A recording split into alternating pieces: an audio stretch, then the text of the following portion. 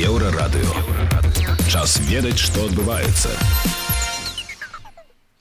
Вітаю ўсіх слухачоў Еўрарадыё. У студыі для вас працуе Зміцер Лукашукі. Гэта сумесны стрым Еўрарадыё і Е-прамовы, які можна не толькі слухаць, але і глядзець праз аккаунты Еўрарадыё ў сацыяльных сетках Facebook, Аднакласнікі, УКонтакце, на канале YouTube.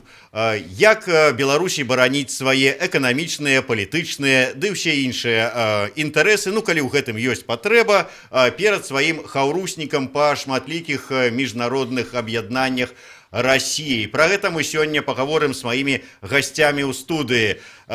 Доцент политологии, политолог Московского державного института международных адносінаў Кирилл Коктыш. День добрый. Так само политолог, кіраўнік агентства палітычнай экспертызы при БІС белорусским, не БІС, просто давно нет. Просто политолог Валерия Костюгова. Учора мы размаўлялі на гэтую тэму з маімі гасцямі, экспертам Андрэем Паротнікавым і кіраўніком Беларускага інстытута стратэгічных даследаванняў Петром Рудковскім. І яны сказалі, што сапраўды, калі глядзець пра тое, што адбываецца сёння, і там колькі дзён да сёння ў расійскіх СМІ, то гэта такая чарговай віток інфармацыйнай вайны ці інфармацыйная атака супраць Беларусі. Ці згодныя вы з такім меркаваннем? Ці можна расцэньваць артыкулы, якія з'явіліся ў расійскіх СМІ апошнім часам, як нейкую інфармацыйную атаку? Спадарыня Валерия. В каком-то смысле, да, можно расценивать как информационную атаку. Однако не стоит преувеличивать значение этой атаки и учитывать разнообразие политических сил внутри самой России, которые могут быть заинтересованы в создании преимуществ для себя прежде всего, а не в каких-то там интересах Беларуси. В частности, ведь все в основном последние информационные атаки связаны с деятельностью канала «Незыгарь», телеграм-канала, включение белорусской повестки в эту информационную, в информацию, которую он там распространяет. И многие из них связаны с внутрироссийской политической борьбой. Насколько я понимаю, по всему совокупностью информации по Бабичу, какие-то из симпатизантов Незыгаря заинтересованы в том, чтобы Бабича убрать с внутриполитической российской сцены. Кирилл, калі ласка, вот ваше меркаванне. Я пагажуся, што насамрэч гэта частка ўнутрырасійскай рэальнасці. Па-першае, нагадаю, што ўсе канфлікты, якія здараюцца паміж Расіяй і Беларусю, звычайна гэта, перш за ўсё, гэта бойка гаспадарчых суб'ектаў, кожны цяне коўдру на сабе. Потым, калі не атрымліваецца, ён пачынае скардзіцца сваёй дзяржаве, казаць, мяне не пушчаюць, мяне не даюць, мяне замінаюць. І канфлікт палітызуецца, і гэта все цягнецца да наступнай сустрэчы двух прэзідэнтаў, канфлікт все здымаецца і пачынаецца зноў амаль тое ж самае. То есть, па-першае, гэта канфлікт гаспадарчых суб'ектаў, і, канешне, тут магчыма нагадаць, ёсць адзін вялікі гаспадарчы суб'ект у Расіі, які жадаў бы прыдбаць частку беларускай малочкі па даволі танных коштах. І гэта ёсць. І гэта вялікі ігрок на расійскім рынку. Мне здаецца, што, канешне ж, перамовы былі з беларускім бокам, наўрад ці былі нейкія станоўчыя, але гэты інфармацыйны шум ёсць. І з другого боку ёсць той же самы канал «Незыгарь», гэта тэлеграм-канал, ён можа быць асацыяваны з часткай ліберальных гульцоў на расійскім полі, но ён спецыялізуецца на нейкіх злівах з Крымля. І таксама, калі з Крымля, то ўжо злівы з Беларусі. Так што адно ідзе да аднаго, але гэта ж проста то, што можа бы клікацца нейкі зліў, нейкі канал, які можа выкарыстоўвацца ў самых розных замоўшчыкаў пад самыя розныя неабходнасці, і я б даволі сур'ёзна да гэтага не ставіўся. Тым не менш, мы прывыклі лічыць, і пэўныя эксперты настойваюць на тым, што ўсе такія інфармацыйныя атакі, яны не могуць не быць, можа быць узгодненыя, ці, можа быць, даецца адмашка з нейкіх высокіх кабінетаў, каб эта атака пачалася. Гэта сапраўды так, калі глядзець на гэтыя апошнія падзеі? Я тут совершенно согласна с Петром Рудковским. Нет, это не срежиссированные из одного центра атаки. Вообще говоря, атаки и вообще информация и разнообразные предостережения в белорусско-российских отношениях могут быть связаны с тремя вещами. Первое и самое главное – это так называемый длинный тренд.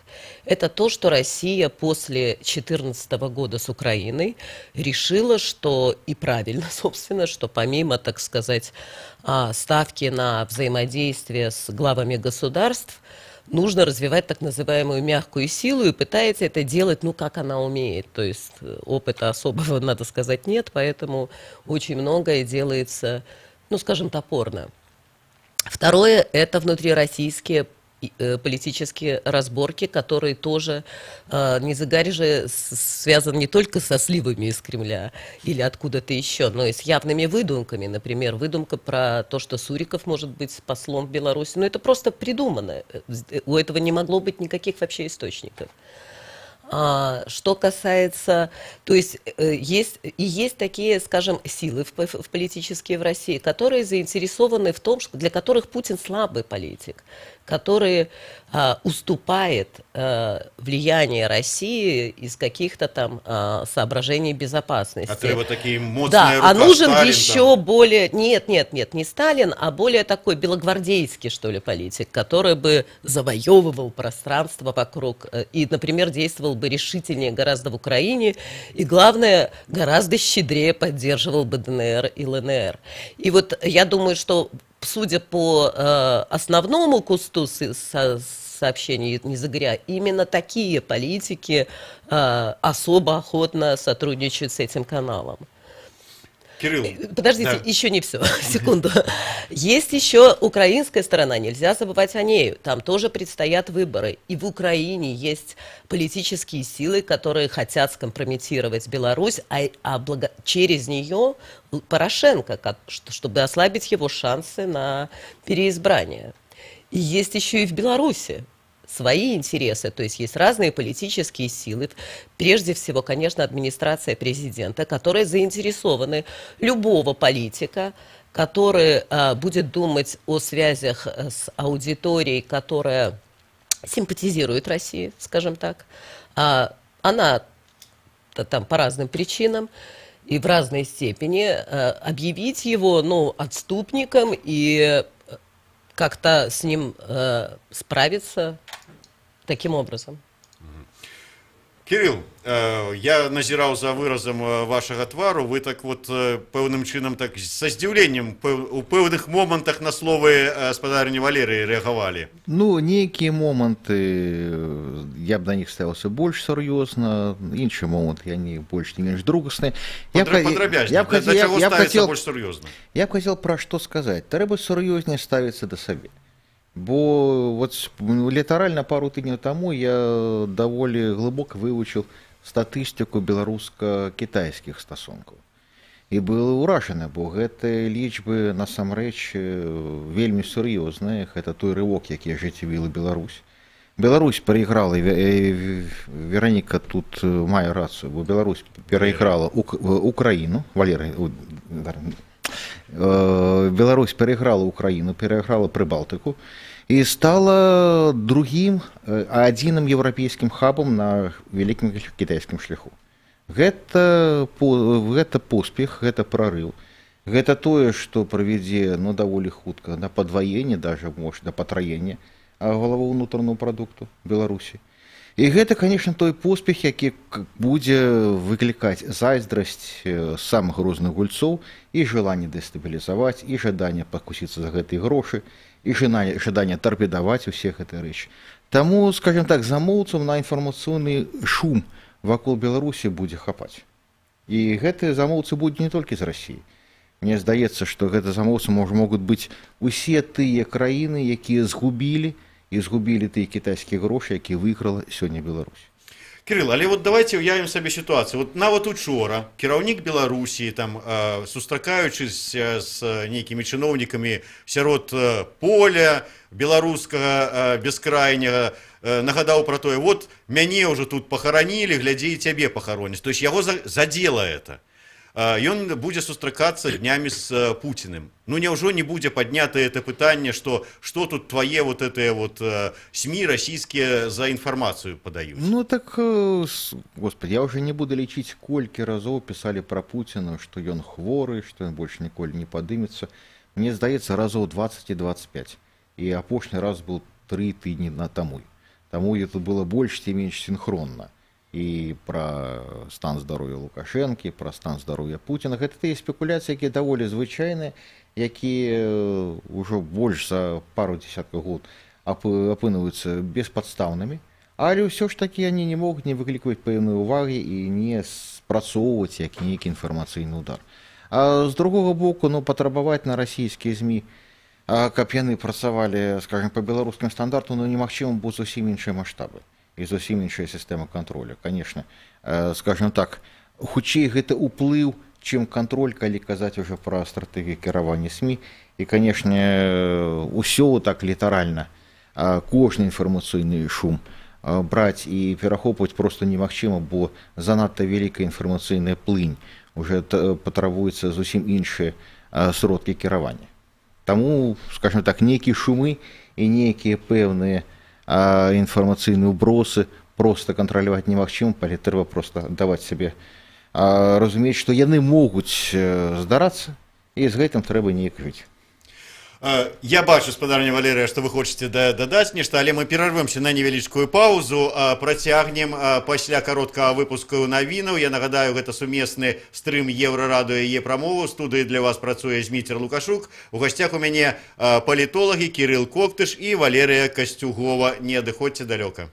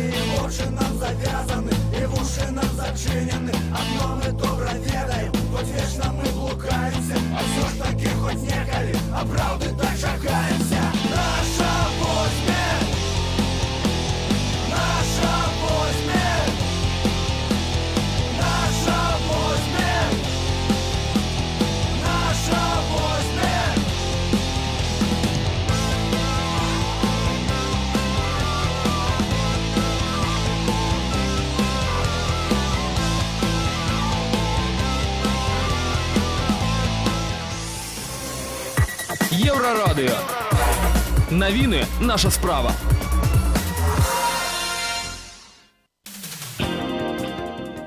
Вітаю, каротка пра асноўныя падзеі. МЗС Беларусі не пацвярджае дамоўленасці з Іранам пра абмен нафты на тэхніку. Звесткі пра такую дамову абнародавала іранскае інфармацыйнае агенцтва «Мегар», аднак наша МЗС іх не пацвярджае.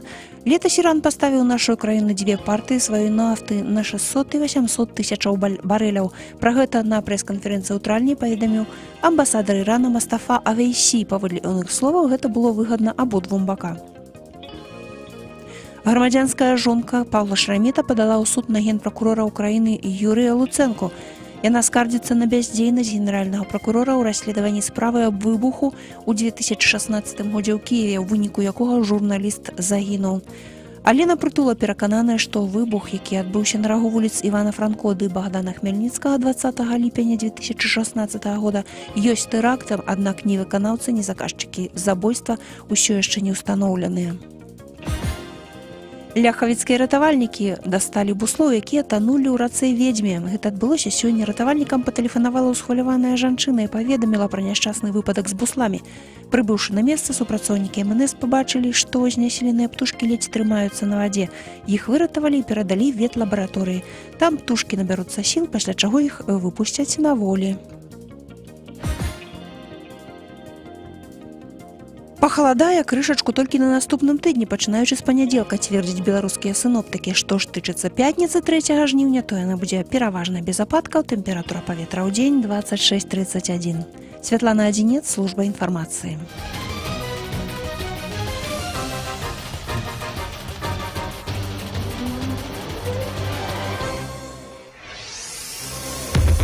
Еўрарадыё. Час ведаць, што адбываецца. Вітаю ўсіх слухачоў Еўрарадыё. Гэта сумесны стрым Еўрарадыё і Е-прамовы. У студыі для вас працуе Зміцер Лукашук. Мае сённяшнія госці палітолагі Кірыл Коктыш і Валерыя Касцюгова. Абмяркоўваем беларуска-расійскія ўзаемадачыненні. Кирилл, вы сказали, что, коли я запытался про то, что вот кто может стоять за этими информационными атаками, вы перевели размову про то, что вот заўсёды все, что отбывается, это пераважна спрэчкі гаспадарчых суб'ектаў. Так, таким чынам, зараз гучаць меркаванні, што прычына цяперашняй інфармацыйнай атакі можа быць альбо помста за 30-дзённы безвіз, альбо помства за нежаданне Беларусі прымаць у якасці расійскага пасла Михаила Бабіча. Ці яшчэ там што там можна прыдумаць. То есть ізноўку нейкія гаспадарчыя суб'екты, ніякай палітыкі? Да я б не казаў, што помста увогуле нейкі актуальны палітычны тэрмін. Бо калі ты робіш іншай дзяржаве шкоду, то гэта на будучыню, а не за тое, што здарылася. Бо існуе прымаўка, што ў палітыцы тая ўслуга, якая ўжо зробленая, яна можа нічога не каштаваць. Таму гэта толькі авансы, толькі пракладванне шляху да нейкай будучыні. Ніхто у мінулым варушыцца амаль не будзе на гэта марнаваць нейкі час. А па-другое, так на якую будучыню задзел гэтыя атакі? Безвіз не з'яўляецца нейкім, скажем так, чымсьці, што скажем так, спарадзіла нейкае незадавальненне Расіі. Па-першае, яно было ўзгоднена. А по-другое, памежны контроль и координация довольно высокие, они заставались довольно высокие. То есть, скажем так, никто не может непожаданно перасечь российскую межу, белорусско-российскую межу. Это было, есть, это застаецца.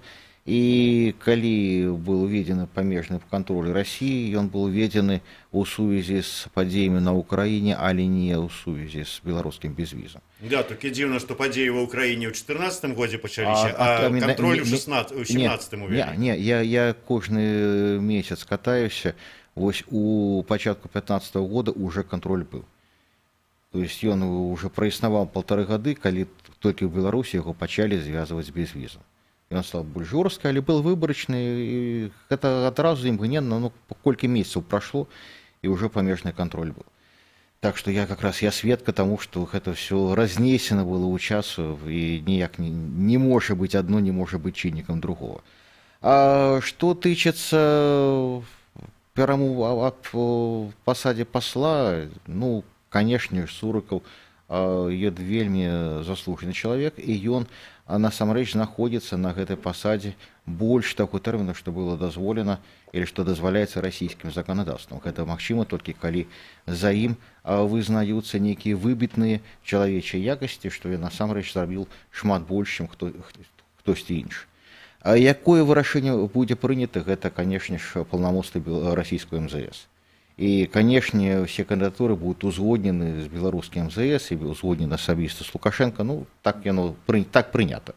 Усе зацікаўлены тым, каб все гэта працавала, а не подвисала, бо дыпламатычны канал камунікацыі даволі важкі. Что тычыцца гаспадарчых суб'ектаў, я уже казал, что есть один буйный игрок на российском рынку, які даволі давно, уже 1,5 гады, жадае прыдбаць беларускай малочкі. Больш за тое, гэты гулец можа каардынаваць свае дзеянні з Россельхознадзорам. Мы памятаем, што Лукашенко асабіста атакаваў Данкерта і казаў, што там ёсць нейкія асабістыя інтарэсы. Так вот, асабістых яго інтарэсаў там магчыма і няма. А інтарэсы суб'екта гаспадаркі так ёсць. І здаецца, ёсць, бо ўсё ж такі усе гэтыя атакі яны каардынуюцца і неяк супадаюцца з спробамі набыць тую ці іншую малочку. Бо тут ёсць таксама одна вельмі цікавая інфармацыя. Я неяк размаўляў з аднім вельмі буйным гандляром малочнай ды мясной прадукцыі ў Расіі. Ён мне сказаў, што калі браць расклад па асобных малочных прадуктах пытання, скажем, по тому же маслу, то Беларусь з'яўляецца па крытэрыю кошт і якасць лепшай з Атлантыкі да Урала. Бо магчыма знайсці такое ж па кошту, але будзе бракаваць якасці. Магчыма знайсці такую ж якаснае, але будзе шмат даражэй, на 60-70%. І ён мне тады сказаў, што ты ведаеш, на Беларусі яна можа, калі яна будзе гэта разумець, яна можа апынуцца той же Саудаўскай Аравіі са сваёй малочкі, калі будзе ведаць, як гэта гуляць. Малочнай Аравіі. Спадарня Валерый, ці згодныя вы з меркаваннем, што у палітыцы помсты за мінулае не бывае? Калі гэта так, то які задзел на будучыню робіцца ў палітычнай сферы вось такімі атакамі? Ну, я считаю, что это немного идеализировано, то есть не должно было бы быть, но все-таки политику делают люди, и они, безусловно, подвержены эмоциям. Однако, предполагать, что политики отталкиваются от сообщений в СМИ в своих мотивах действий, ну, тоже несколько странно было бы. Понимаете, они все-таки несколько более информированы, чем СМИ, которые получают все же информацию несколько опоздав. И все вещи, которые касаются, там, например, выставления пограничного контроля или согласования посла, они знакомы тем, кто в это вовлечен, несомненно, больше, чем нам. И не знаю, не думаю, что в данном случае именно может иметь место месть. Что касается будущего, ну, одно рассказал уже Кирилл, да, там, конечно же, есть интересы каких-то молочных производителей. Второе, «Газпром» уже анонсировал и, безусловно, собирается это делать. Огромные, ну, достаточно большие по белорусским меркам инвестиции, да и по газпромовским не маленькие, в инфраструктуру газовую Беларуси. Это связано отчасти с торможением Северного потока-2 и с необходимостью вести переговоры с Украиной. Белорусская территория здесь может выступить как страховочный механизм в случае сложности в этих переговорах с Украиной. То есть у нас тут собираются поставить СПГ раз, 2 или 3 газохранилища и модернизировать магистральную трубу. Это, ну, достаточно серьезное вложение, и здесь есть российский стратегический интерес, который, конечно, хотелось бы скупить дешевле, что ли. Ну, то есть, и это тоже может быть каким-то интересом. Ну, «Газпром» звычайно гуляе все-таки по правилах. Ну, так а тут и нету никаких действий против правил. Ну, я не вижу ничего такого, чтобы выходило сильно за рамки, ну, обычных баданий Беларуси и России. Мы много это делаем, и в прошлые годы это делалось куда грубее, вообще, надо сказать. Вплоть до того, что выключались транзитные потоки. Сейчас же уже много-много лет ничего подобного не происходит. То есть силовые приемы остались только на словах, но не на деле. Таким чином, Кирилл, ну вот, коли спростить, то можно сказать, что, скажем, вот эти артикулы апошние узял и замовил вот некие вот это вот, ну, молочник, головный молочник России. Ну, не головный молочник, это насамрэч, это субъект, які займаецца і мясом, і молоком, шмат чым займаецца. Я до чего пытаюсь. Але тое, што яго зацікаўленасць тут найбольш арганічная, так, гэта ёсць. Тое, што Беларусь гэта выскользнула нечакана, трапіўшы на кітайскі рынок, і на кітайскім рынке зараз малочка ўсё ж такі падвоіцца кожны месяц. Я уже казал у перарыве, калі моя перакладчыца, звычайна якая сустракае ў Кітаі, зараз мне сказала ў апошні раз, што яна трапіла ў чаргу тых, хто хапае малочку з беларускага цягніка.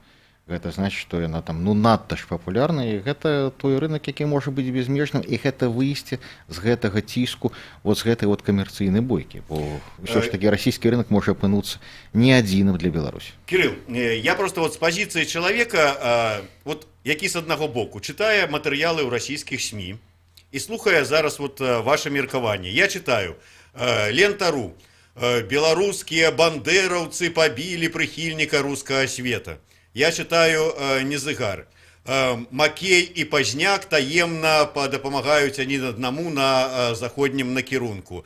Я читаю ТАСС, Інсульту Лукашэнкі. Ой, прабачце, абвяржэнне, няма інсульту. Як это звязано с молочкой, там, с мясом, с колбасой и так далее? Ну, Лента.ру и Незагарик — это либеральные каналы, это одна и та же плынь, якую даволі лёгка замовіць. А та замовіць немагчыма, ён магчыма мог пачуць нейкую інфармацыю, паставіць на ленточку і тут же імгненна даць абвяржэнне. Бо ўсё ж таки трэба звяртаць увагу на тыя ЗМІ, якія альбо набыць немагчыма, альбо яны будзе, калі яны прададуць, то не прададуць гэта полностью як чистую рекламу. Ну, напрыклад, немагчыма нешта размясціць просто так на Камерсанце, немагчыма размясціць на других, ну, даволі важкіх выданнях, якія дбаюць аб сваім імі і якія не будуць вот просто так разменьвацца на нейкую жынцу са стараны. Ну, тэлеграм-канал зараз гэта ўсё па-за межамі адказнасці, бо ў Расіі тэлеграма зараз то ён ёсць, то яго няма, і казаць, што нейкія каналы зараз дбаюць аб сваёй рэпутацыі, аб тым, што яны думаюць застацца, не застацца. Ну, гэта ўсё неяк у мінулым, бо як пачыналася гэта бойка з тэлеграму, усё пайшло, і ўсе нормы, усе правілы проста з'ехалі ў нікуды, і кожны можа пісаць усё, што хоча, і ніхто не будзе гэта не правяраць, не абвяргаць, ні гэтак далей. Да і трапіць гэта паведамленне да кожнага пятага з тых, хто атрымліваў гэты паведамленні раней. Добра. Будем лічыць, што асабліва ўвагі звяртаць на гэта не трэба, тым больш... Нет, почему? Не совсем так. Все-таки есть в перечисленных вами материалах не все общее. Часть из них это просто грантовые заявки каких-то там кругов в России. То есть там про ЛНР и ДНР это точно они просто. То есть это просто дайте денег. Вот это вот такие сообщения. Что касается... Нас убьют, дайте денег на лечение. Что касается инсульта, это совсем другая история, и это важная история. Она, вообще-то говоря, ну, это же проблема всех постсоветских стран. Все они не готовы к транзиту.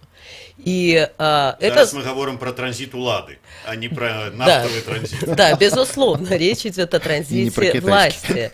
То есть, да, если и все они опираются на фактически одну фигуру, как на гвоздь.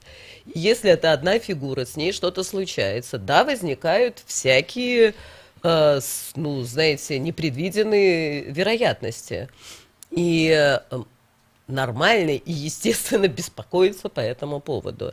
И то, что в нашей стране не предпринимается вообще никаких шагов, чтобы прояснить этот момент, ну, может вызывать, вы знаете, и беспокойство и в Кремле тоже. Ну, калі ўлада пачынае все гэта праясняць, то беспокойство может быть нават большим. Тоже, да, согласна. Так что тут монета в обидвух боках. Добра. Завершаецца ўжо наша праграма. Я хочу ўсё ж таки асноўнае пытанне, якое было і вынесена ў гэтай сітуацыі. Як Беларусі найлепшым чынам бараніць свае і эканамічныя, і палітычныя, і ўсе астатнія інтарэсы? Валерия. Ну, держать глаза открытыми и не недооценивать собственные силы и инструменты. Беларусь достаточно серьезная, важная страна, и Россия тоже имеет ряд зависимостей от нее. Кирилл, да. Я б сказал, что Беларусі трэба вучыцца не толькі ўхадзіць у глухую абарону, але рэфлексаваць свае інтарэсы і таксама самастойна гэтыя інтарэсы рэалізоўваць па-за межы, не толькі ўнутры нацыянальнай тэрыторыі, а і па-за яе межамі. Бо ўсё ж такі, калі ты знаходзішся ў абароне, раней ці пазней, але ты прайграеш. Калі ты можаш нешта ініцыяваць і можаш рэалізаваць нейкую стратэгію, як дасягнуць свае інтарэсы, бо такія інтарэсы ў Беларусі ёсць, то гэта будзе, конечно, даволі паспяхова. І, конечно, аналізаваць тыя СМІ, каб разумець, хто што супраць цябе ці дзеля цябе замаўляе. Ну добра, мы вот саюзная дзяржава, мы еўразійскім эканамічным саюзе, мы там АДКБ, там нешта там можа быць яшчэ і іншае, там мытны саюз. Тым не менш, то молочку не пускаюць, там вот гулец галоўны, то колбасы не пускаюць, то не даюць нам магчымасці удзельнічаць у тендерах расійскіх, то яшчэ што, вот як у гэтых умовах бараніць свае інтарэсы? Ну, даволі проста. Гэта ўсё ж таки мы все патрабуем, каб у России заходзіла з сацыялістычнай рэчаіснасці, калі суб'ектамі гаспадаркі дзяржава можна даволі легко прыказваць, раіць, каб яны паслухаліся і так далей. А зараз крыху іншая рэчаіснасць. Трэба фармуляваць свае інтарэсы, трэба фармуляваць тыя аўдыторыі, якія будуць арыентавацца на беларускую прадукцыю, такіх даволі шмат, замацоўвацца на гэтых рынках і далей уже рабіць так, каб з гэтых рынкаў ніхто беларускую лупнуць не мог. Гэта не гэтак складана, і гэта даволі мірная бойка. Вы згодны? А ці лёгка это зрабіць? Я думаю, что нелегко именно в нашей ситуации, то есть когда у нас очень мало независимых от государства или фактически нет игроков. То есть России более сложная структура экономики, и для того, чтобы эффективно лоббировать свои интересы именно в экономической сфере, безусловно, нужны дополнительные экономические лоббисты. Это отраслевые союзы, это какие-то объединения бизнесменов, то есть, и это нужно делать еще на этапах подготовки тех регламентов и разнообразных союзных документов. Что касается, вообще говоря, конфликтного фона, то я скажу, что с Аргентиной у нас нет никаких конфликтов, потому что мы с ней не сотрудничаем. А с Россией много, потому что мы очень тесно связаны. И каждый раз нужно серьезно к ним относиться и отстаивать свои интересы. Таким чынам, падвоючы вынік, можна зрабіць выснову, што перабольшваць, скажем так, нейкую небяспеку ці пагрозу з боку Расіі не трэба, але і не звяртаць увагі на тое, што там адбываецца ў дачыненні да Беларусі, таксама не варта. Ніяк. Полностью, цалкам згодна. Целиком согласна, да. Дзякуй вялікі. Гэта быў сумесны стрым Еўрарадыё і прамовы. Для вас у студыі працаваў Зміцер Лукашук. Мае сённяшнія госці палітолагі Валерыя Касцюгова і Кірыл Коктыш. Мы абмяркоўвалі будучае, сённяшняе, і крыху мінулага беларуска-расійскіх узаемаадносінаў. Дзякуй, слухайце Еўрарадыё.